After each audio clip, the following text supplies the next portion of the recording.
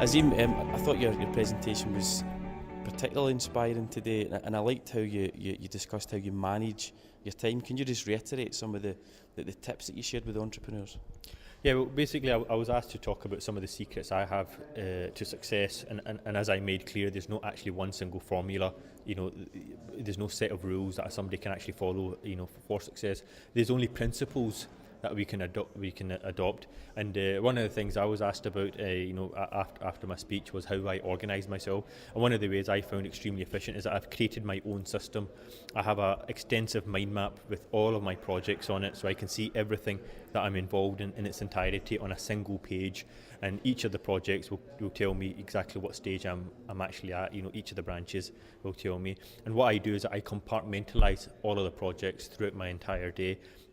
So what I would do is I spend a couple of hours on one thing, I'll spend half an hour on another thing, and the key is to concentrate on each of the projects one at a time. The problem people have, and the problem I had, is that people can't do more than one or two projects at the same time, simply because the stress levels increase inside them.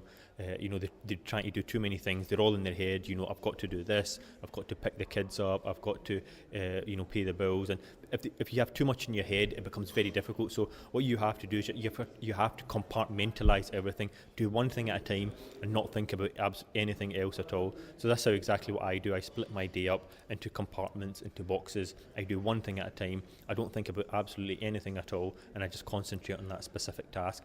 I follow a methodology that was developed by David Allen from the United States.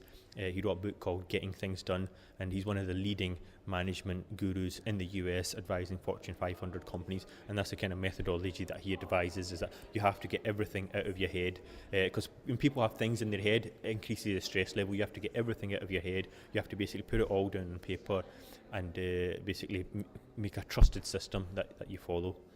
I think that's one of the useful things about somebody like yourself speaking. It's not just about sharing business tips, but it's about sharing some of the practicalities of actually managing the immense workloads we can find ourselves under. No, absolutely. And like I said in my speech as well, this to me is not just about business. It's about succeeding in every sphere of life. It's about succeeding in business and finance and entrepreneurship, but also your personal life, your physical life, your relationships, even your spiritual development. You want to be a complete human being. You don't want to be a money-making machine. To me, that would be a failure. If I was just a money-making machine and I'd failed in other spheres in my life, I would consider myself as being a failure. And the way to do that, the way to succeed in every sphere of life, is to have a trusted system, is to compartmentalise everything that you're involved in and concentrate on one thing at a time only. You also mentioned something that was quite interesting about our connections with other people. Sometimes it's maybe not the person that we think they can help, it's actually somebody that they know. Absolutely, yeah. And like I said, I was appointed to the Prime Minister's Special Task Force on Social Mobility, and that's one of the things that we actually studied, is a study done by a professor in the United States, Professor Granovetter, who wrote a study called The Strength of Weak Ties.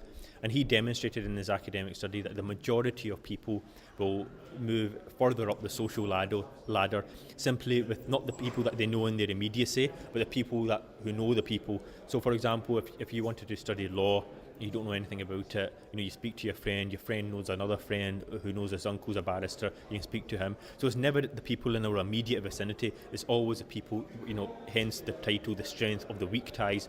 And that's what you have to capitalise on, and that's what I was trying to get, the message I was trying to get across, is that, look, we have to try to capitalise on those weak ties that we have, those relationships. Ask around, network with people, speak with people, exchange business cards, ask them if they can help you, bounce ideas off them, and hence that's how that you'll make progress. I suppose that just shows that the strength of the Entrepreneurial Exchange, because it actually facilitates that.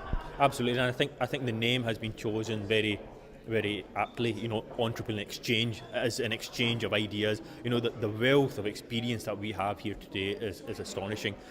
If you had any idea for any business or any project, whether it's business actually or non-profit, I'm absolutely certain that there'll be somebody here who can say, well, I've done something similar to that, or I know somebody that's done something similar, and hence how you can benefit from those connections. The name is absolutely fantastic, Entrepreneurial Exchange. And just finally, have you got a mind map that you can show us? I've got one with me, which I can show you. I did an interview earlier on with the BBC, and she wanted to talk to me about the budget. So lots of obviously different financial questions. So I can just show you. You know, this is how I prepare my mind map. So lots of different questions. She's obviously going to ask a lot of complicated financials. So this is how I organise. You'll be absolutely astonished how much information you can get on a single piece of paper. You know, when I did my PhD thesis, it was literally I had an A3 mind map. I had the whole thesis on that mind map, how everything fitted in, and in that way you can see the whole thing, its entirety, on a single piece rather than in a linear format. Because I think research has shown that's how the human mind operates, you know, with the various branches and so on. So that's how I try to organise myself.